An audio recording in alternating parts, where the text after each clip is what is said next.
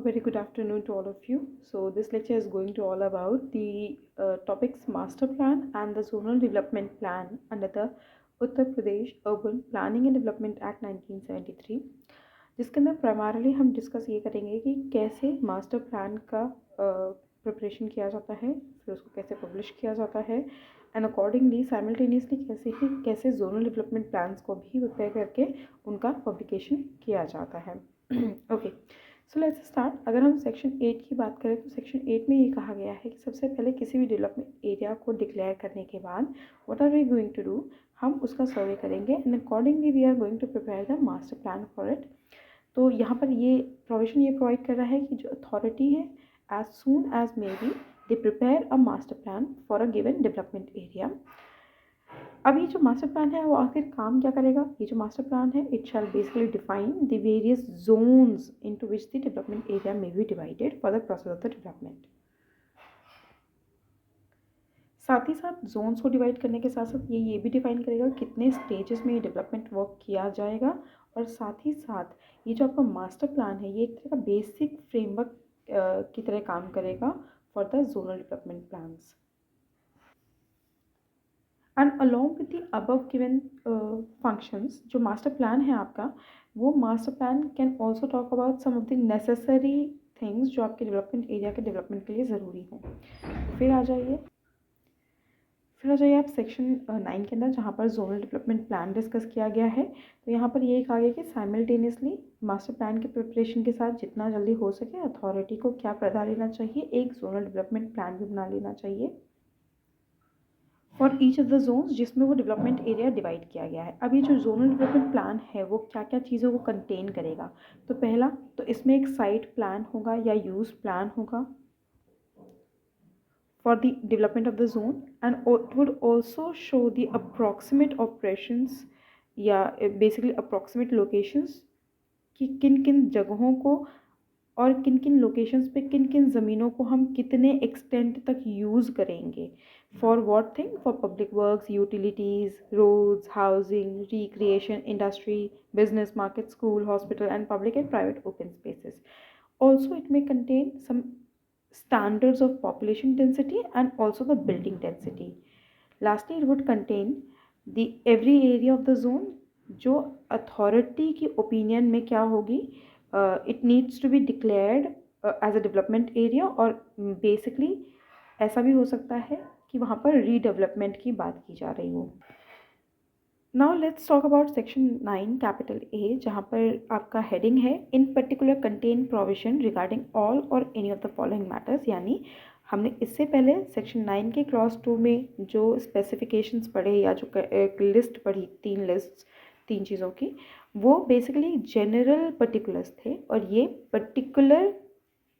Enumerations हैं कि specifically ये चीज़ें की जा सकती हैं. जैसा कि किसी साइट को प्लॉट्स में डिवाइड करना ताकि हम बिल्डिंग्स बना सकें, किसी लैंड का अलॉटमेंट या reservation, development of area into a township or a colony, erection of any building on any site and restrictions plus condition in regard to that open space, the alignment of any building of the site, the architectural features of the elevation or frontage of any building, number of residential building जो erect की जा सकती हैं, the amenities, the prohibitions of the restrictions, and these are the list. This is the list basically to which could be a subject matter of your zonal development plan. Along with the list provided under section 9 capital A, these things would also be inclusive in that list, जैसे कि buildings of a specified architectural feature, कोई ऐसी building जो design की गई हो किसी particular purpose के लिए, maintenance of wall, fences, hedges, कोई और architectural construction, buildings किस height पे maintain की जानी चाहिए, restrictions क्या होनी चाहिए, कोई और matter जो ज़रूरी है उस जोन के प्रॉपर डेवलपमेंट के लिए, ये सारी चीज़ें आपके जोनल डेवलपमेंट प्लान का हिस्सा हो सकती हैं. फिर now let's talk about section 10, जहाँ पर बात की गई है आप की जो आपने प्लान प्रिपेयर किया है, it would be submitted to the state government for the approval. यानी कि जैसे ही आप प्लान प्रिपेयर कर लेंगे, it needs to be submitted by the authority to the state government for the approval. And the government may do what, दो चीज़ें कर सकती है, या तो वो उसे क्या कर सकती है, अप्रूव कर सकती है, या तो रिजेक्ट कर सकती है। और अगर वो अप्रूव कर रही है तो अप्रूव भी दो तरीक़ों से कर सकती है, या तो मॉडिफिकेशंस के साथ कर सकती है, और या तो एज इट इज़ जो सबमिट किया गया है यानी विदाउट मॉडिफिकेशंस कर सकती हैं। सेक्शन 11 में कहा गया है कि जो आप प्लान प्रिपेयर कर रहे हैं और जिसको आप अप्रूवल के लिए भेज रहे हैं उसमें क्या प्रोसीजर फॉलो होना चाहिए, यानी किसी भी प्लान को फाइनल करने से पहले एंड उसको अप्रूवल लेने के लिए भेजने से पहले What shall the authority do? The authority shall prepare a plan and publish it. और पब्लिश करने के साथ साथ वो क्या करेगी कि उसकी कॉपी भी बना लेगी, ताकि जब जब इंस्पेक्शन होना हो तो वो उस कॉपी को अवेलेबल कराया जा सके। फिर वो उस टेंटेटिव प्लान को पब्लिश करेगी इन सच फॉर्म एंड मैनर जैसा कि प्रिस्क्राइब किया जाएगा। एंड उस पब्लिकेशन के बाद वो ऑब्जेक्शंस और सजेशंस को इनवाइट करेंगी। एंड आफ्टर दैट ये सारी चीज़ें होने के बाद, यानी जो आपने एक टेंटेटिव प्लान बनाया उसकी एक कॉपी अपने पास रिजर्व कर ली, उसको पब्लिश कर दिया, आपने ऑब्जेक्शंस और सजेशंस मंगवा लिए, फिर authority shall finally prepare the plan and submit it to the state government for its approval। and now you know कि अप्रूवल जब हम मांगते हैं तो सरकार क्या दो चीज़ें कर सकती है। फिर अगला क्लॉज ये कहता है कि जो स्टेट गवर्नमेंट है वो अथॉरिटी को ये डायरेक्ट कर सकती है कि आपने जब अथॉरिटी ने स्टेट गवर्नमेंट के पास प्लान सबमिट किया अप्रूवल के लिए, तो गवर्नमेंट ये कह सकती है कि मुझे लगता है कि अभी भी कुछ इन्फॉर्मेशन लैकिंग है, तो they can basically ask that authority to provide for such additional information. फिर नेक्स्ट कम्स दी सेक्शन 12 जिसमें ये बात की गई है कि किस दिन से आपका जो प्लान है वो कमेंस करेगा। जैसे ही आपका प्लान अप्रूव हो जाएगा स्टेट गवर्नमेंट के द्वारा, आप जैसे स्टेट गवर्नमेंट आपसे कहेगी उसको वैसे पब्लिश करेंगे, basically in the form of a notice. और नोटिस में आप क्या बताएंगे कि जो आपका प्लान है वो अप्रूव हो गया है और उसकी एक कॉपी इंस्पेक्शन के लिए रख दी गई है, जो कभी भी आप इंस्पेक्ट कर सकते हैं रीजनेबल आवर्स के विद इन। एंड जैसे ही जिस दिन वो नोटिस पब्लिश की जाएगी उसी दिन से आपका plan shall come into the operation. फिर आ जाइए आप सेक्शन 13 के अंदर। सेक्शन 13 के अंदर अमेंडमेंट ऑफ प्लान की बात की गई है, यानी अथॉरिटी को अगर लगता है कि जो प्लान हमने बनाया है यानी मास्टर प्लान और जोनल डेवलपमेंट प्लान उसमें किसी तरह के चेंजेस की ज़रूरत है तो दे कैन डू सो, लेकिन वो दो चीज़ों के रिगार्ड चेंज नहीं कर सकते। यानी उस प्लान में उन्होंने जो बोला होगा कि लैंड किस एक्सटेंट तक यूज़ होनी है उसमें चेंजेस नहीं कर सकते, और पॉपुलेशन डेंसिटी के स्टैंडर्ड में कोई चेंजेस नहीं कर सकते। बट जो आपकी स्टेट गवर्नमेंट है it can make any kind of amendment in the master plan और द जोनल डेवलपमेंट प्लान, वो किसी भी नेचर का हो सकता है। थर्ड क्लॉज ये कहता है कि ऐसी कोई भी अमेंडमेंट करने से पहले, चाहे वो अथॉरिटी अमेंडमेंट कर रही हो चाहे स्टेट गवर्नमेंट अमेंडमेंट कर रही हो, it shall be published in form of a notice. And definitely जैसे ही हम पब्लिकेशन की बात करते हैं तो अगर आप नोटिस पब्लिश कर रहे हैं तो इसका मतलब है आप ऑब्जेक्शंस और सजेशंस इनवाइट कर रहे हैं, फिर उनको रिसीव किया जाएगा एंड अकॉर्डिंगली अमेंडमेंट किया जाएगा, और अमेंडमेंट होने के बाद भी उसे पब्लिश किया जाएगा। एंड अमेंडमेंट किस डेट से ऑपरेशन में आएगा, जिस दिन से आप उसे पब्लिश करेंगे, या तो अगर आपने पब्लिकेशन के दौरान ये बता दिया है कि स्टेट गवर्नमेंट कोई डेट फिक्स की है तो उस लेटर डेट पे आपका वो amendment would come into the operation. अगला क्लॉज ये कहता है कि जब अथॉरिटी अमेंडमेंट करती है अंडर सेक्शन 13 तो उसे स्टेट गवर्नमेंट को पूरी रिपोर्ट सबमिट करनी होती है जिसमें वो अमेंडमेंट से जुड़े पूरे पार्टिकुलर सबमिट करेंगे, और ये रिपोर्ट उन्हें कितने दिनों के अंदर सबमिट करनी होगी, जब से वो अमेंडमेंट ऑपरेशन में आया होगा उसके 30 दिन के अंदर अंदर।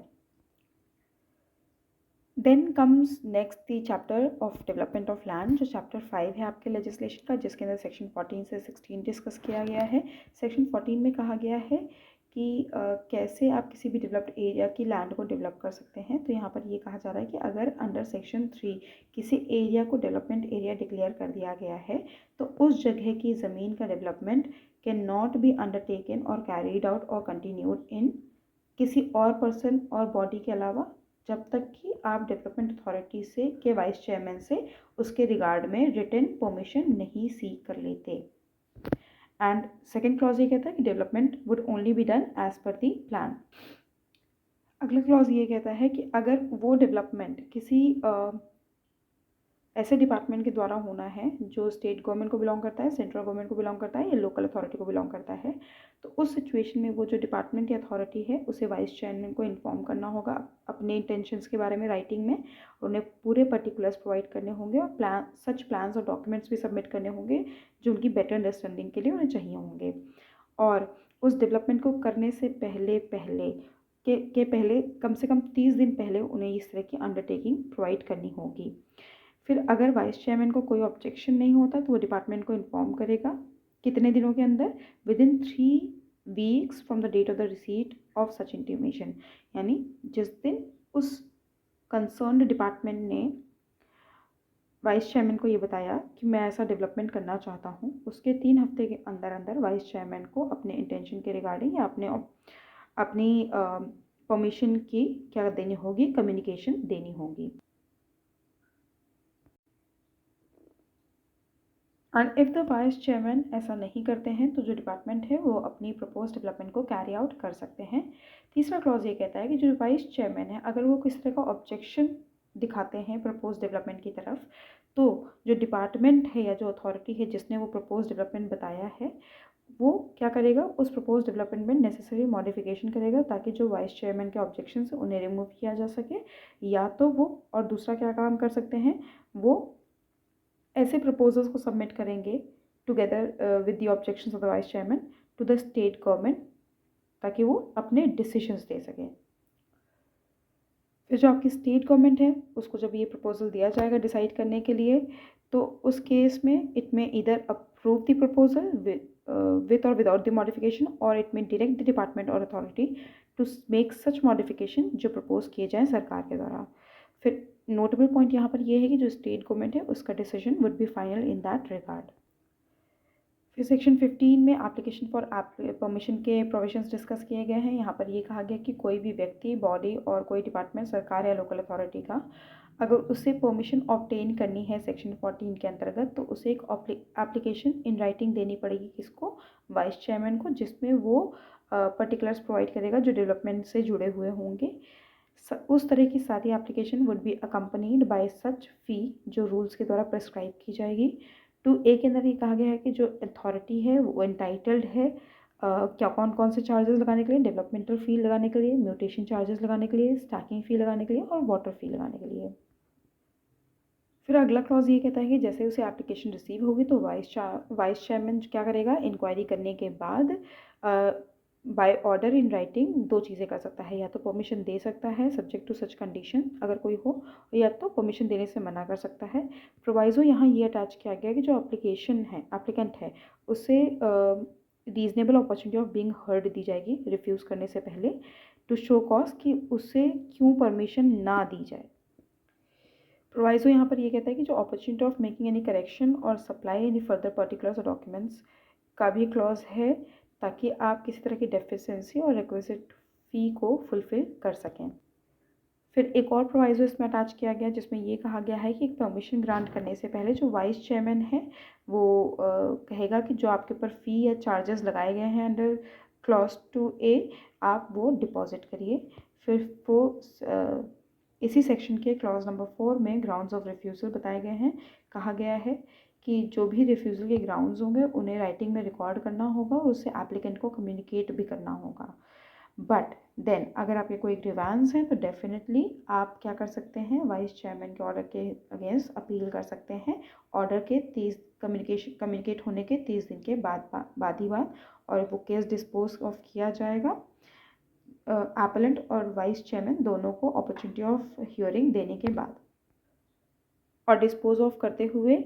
या तो उसे डिसमिस कर दिया जाएगा अपील को और या तो परमिशन ग्रांट कर दी जाएगी, लेकिन सब्जेक्ट टू सर्टेन मॉडिफिकेशंस और कंडीशंस। अगला क्लॉज यहाँ पर ये कहता है कि जो वाइस चेयरमैन है वो एक रजिस्टर मेंटेन करेगा ऑफ परमिशन और एप्लीकेशन जो इस सेक्शन के अंदर आती हैं। उसके अंदर इन्फॉर्मेशन वो होंगी as to how the applications have been dealt, यानी वो जो एप्लीकेशंस आई हमने उसे कैसे डिस्पोज किया,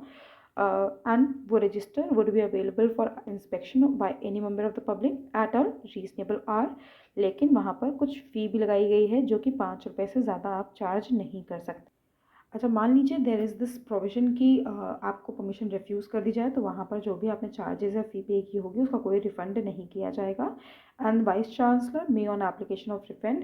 रिफंड डायरेक्ट द रिफंड और सच पोर्शन ऑफ द फ़ी, पर ओनली उसी सिचुएशन में जब आपने application of refund grounds of refusal के कम्युनिकेशन के 3 महीने के अंदर अंदर किया हो तब। और इन केस अगर आपको परमिशन कैंसिल की जाती है तो उसके भी रीजंस रिकॉर्ड किए जाएंगे इन राइटिंग। फिर section 15 capital A talks about completion certificate. इसमें कहा गया है अगर आपको ग्रांट की जाती है permission under section 15(3) and you complete the development according to the approved plan and also send a notice in writing of the completion to the authority, तो आपको एक कंप्लीशन सर्टिफिकेट मिल जाता है। अब यहाँ पर एक प्रोवाइजो अटैच किया गया, वो ये कहता है कि अगर आपको कंप्लीशन सर्टिफिकेट ग्रांट नहीं किया गया है और आपको जो आपके रिफ्यूज़ल ऑफ ग्रांट था वो भी इंटीमेट नहीं किया गया है नोटिस ऑफ कंप्लीशन के 3 महीने के अंदर अंदर इंटीमेट करने, then it shall be deemed कि जो आपका कंप्लीशन सर्टिफिकेट है वो अथॉरिटी ने आपको ग्रांट कर दिया है। सेक्शन 16 यहाँ पर ये कहता है कि आप it provides for the title uses of land and buildings in contravention of plan. Basically आप प्लान के कॉन्ट्रावेंशन में किसी भी ज़मीन और किसी भी बिल्डिंग का इस्तेमाल नहीं कर सकते। It is absolutely prohibited unless it is made lawful by any bylaws made in that behalf. Now let's talk about the last important topic of this legislation, which is acquisition and disposal of land, जो आपके legislation के chapter number 6 में discuss किया गया है। इसके अंदर section 17, 18 और 19 डिस्कस किए गए हैं। 17 में ये कहा गया है कि सरकार को अगर लगता है कि उसे किसी ज़मीन की ज़रूरत है for the purposes of the development, तो वो क्या कर सकती है, वो उस ज़मीन को अक्वायर कर सकती है अंडर लैंड एक्विजिशन एक्ट 1894। पर अगर जिस डेट पे एक्विजिशन किया गया और जिस पर्पस के लिए किया गया अगर वो 5 साल तक नहीं यूज इस्तेमाल में आया, तो जो भी ओरिजिनल ओनर होगा that person can basically ask the state government, basically apply to the state government कि आप मेरी ज़मीन आप मुझे वापस रीस्टोर कर दीजिए। और जैसा मैंने आपको बताया रीस्टोरेशन के लिए एप्लीकेशन आप तभी कर सकते हैं जब आपकी ज़मीन यूटिलाइज ना की गई हो उस प्रिस्क्राइब्ड पीरियड के लिए फॉर द पर्पस जिसके लिए उसे एक्वायर किया गया था। फिर अगला क्लॉज यहाँ पर कहता है कि अगर स्टेट गवर्नमेंट सेटिस्फाई होती है टू दैट इफेक्ट, तो वो क्या करेगी, वो आपको उस ज़मीन का रिस्टोरेशन का ऑर्डर दे देगी, लेकिन आपको कुछ चार्जेस रिपे करने होंगे जो खर्च हुए होंगे सरकार के एक्विजिशन में। अब उसको फिक्स किया गया, उसके ऊपर इंटरेस्ट रेट फिक्स किया गया है 12% का of the developmental charges. Now your next clause says कि जहाँ पर कोई ज़मीन अक्वायर की गई स्टेट गवर्नमेंट के द्वारा एंड द गवर्नमेंट में क्या किया उसने, जब उसने ज़मीन का पोजेशन ले लिया तो उसने वो पोजेशन ट्रांसफ़र कर दिया, वो पोजेशन ट्रांसफ़र कर सकती है अथॉरिटी को। Next is a provision section 18 जहाँ पर डिस्पोजल ऑफ लैंड की बात की गई है अथॉरिटी और लोकल अथॉरिटी कंसर्न के द्वारा। यहाँ पर ये कहा गया है कि जो ज़मीन सरकार के द्वारा अक्वायर की गई और उसे ट्रांसफ़र कर दिया गया किसी डेवलपमेंट पर्पजेज़ के लिए, and after such development the land is yet to dispose of, तो उस सिचुएशन में आप उस ज़मीन को डिस्पोज कैसे करेंगे। तो सबसे प्राइमरली यहाँ पर ये कहा गया कि आप उस ज़मीन को गिफ्ट के वे से डिस्पोज नहीं कर सकते। हाँ, आप उस ज़मीन को by way of sale, exchange, lease, easement या अदरवाइज डिस्पोज ऑफ कर सकते हैं। यू ऑल्सो द अथॉरिटी और the local authority may also create a mortgage charge उस ज़मीन को लेकर के, but not in the favor of any private person, rather in the favor of these authorities, LIC, Housing and Urban Development Corporation, banking company and any other financial institution। अब अगला clause ये कहता है कि जहाँ पर वेकेंट लैंड को dispose of किया गया इस सेक्शन के अंदर और उसे डिस्पोज लीज के द्वारा किया गया, और यहाँ पर ये कहा गया कि लीज हम आपको दे रहे हैं along with the right of forfeiture of lease and re entry, और आपको लीज आउट की गई वो ज़मीन किस लिए, for the construction with in the time period. But जो लेसी है वो विदाउट एनी सफिशिएंट रीजंस क्या होते हैं, फेल हो जाते हैं वो कंस्ट्रक्शन करने में। तो यहाँ पर जो लेसर है दैट में forfeit the lease and re enter upon the land. Section 4A में कहा गया कि फॉरफीचर कर सकते हैं और आप री एंटर कर सकते हैं। पर हाँ, अगर लेसी फेल होता है कंस्ट्रक्शन करने में स्टिपुलेटेड टाइम के अंदर और या फिर एक्सटेंडेड टाइम के अंदर भी, तो वहाँ पर जो एक्सटेंडेड टाइम पीरियड है वो आपके 5 साल के टाइम पीरियड से एक्सीड हो गया हो अगर, तो वहाँ पर एक चार्ज क्रिएट किया जाएगा at the rate of 2% of the prevailing market value of the concern land, which shall be realized every year from him by the lessor, and after the lapse of 5 years and after the imposition of such charge, जो lesser है he may that particular lesser may re-enter upon the land, and जो lessee है it shall, या जो आपकी lease है basically, it shall stand फॉरफीटेड। फिर अगला क्लॉज आपका ये कहता है कि फॉरफीचर और री एंट्री के केस में जो प्रीमियम पे किया गया होगा लेसी के द्वारा उस लैंड पे, वो रिफंड कर दिया जाएगा विदाउट एनी इंटरेस्ट, लेकिन उसमें से डिडक्ट क्या कर लिया जाएगा, उसमें से वो अमाउंट डिडक्ट कर लिया जाएगा जो उस लीज के अंतर्गत लेसर के को देने के लिए बचा होगा। साथ ही साथ ऐसा कोई अमाउंट जो इक्विवेलेंट होगा to the 5% of the premium, ताकि आपके जो भी एडमिनिस्ट्रेटिव एक्सपेंसेस हुए आप उसको भी निकाल सकें। अब 6 क्लॉज में ये कहा गया है कि ऐसा कोई भी व्यक्ति जो अग्रीव्ड है इस ऑर्डर से, तो वो क्या कर सकता है, एक अपील कर सकता है। एंड वो अपील किसको करेगा, डिस्ट्रिक्ट जज को करेगा जिसका डिसीजन फाइनल होगा, लेकिन उसको वो अपील 30 दिन के अंदर अंदर कर देनी होगी। जिस दिन 30 दिन आप कब से काउंट करेंगे, जिस दिन उसे इस ऑर्डर की कम्युनिकेशन या उसकी जानकारी में जिस दिन से ऑर्डर आएगा उस दिन के 30 दिन के अंदर अंदर आपको अपील कर देनी होगी। And the land so re-entered upon after the forfeiture of lease, उसे भी आप अगेन डिस्पोज ऑफ कर सकते हैं 18(1) और 2 के क्लॉज के हिसाब से। फिर आ जाइए आखिरी सेक्शन, जो सबसे इंपॉर्टेंट सेक्शन है, सेक्शन 19, जिसमें नजूल लैंड की बात की गई है। यहाँ पर ये कहा गया कि जो स्टेट गवर्नमेंट है वो नोटिफिकेशन के द्वारा and also upon such terms and condition जो गवर्नमेंट और अथॉरिटी के बीच में अग्री हुए हैं, place at the disposal of the authority all or any developed और undeveloped areas जो वेस्ट करते हैं स्टेट में, जिसे हम क्या कहेंगे, नजूल लैंड कहेंगे। और बेसिकली उसे डिस्पोज ऑफ क्यों किया जाएगा, so that it can also be developed as per the provisions of the act. अगला क्लॉज ये कहता है कि after any nazul land has been placed at the disposal of the authority, उस ज़मीन का किसी भी तरह का डेवलपमेंट नहीं कैरी किया जाएगा एक्सेप्ट बाय और under the control and supervision of that authority. और वो जो सुपरविजन और कंट्रोल है अथॉरिटी का, it would be exercised as per the directions given by the state government in that behalf. Now there would be a case जहाँ पर नजूल land जिसे अथॉरिटी के डिस्पोजल पे छोड़ दिया गया है, उसकी ज़रूरत स्टेट गवर्नमेंट को हो सकता है एट अ लेटर स्टेज पड़े, तो वहाँ पर अथॉरिटी जो है नोटिफिकेशन के द्वारा क्या करेगी, अपना जो डिस्पोजल है उसे रिप्लेस कर देगी upon such terms and condition जो अग्री किए जाएंगे गवर्नमेंट और अथॉरिटी के द्वारा। So that is all about the Uttar Pradesh urban planning and development act 1973। Thank you so much.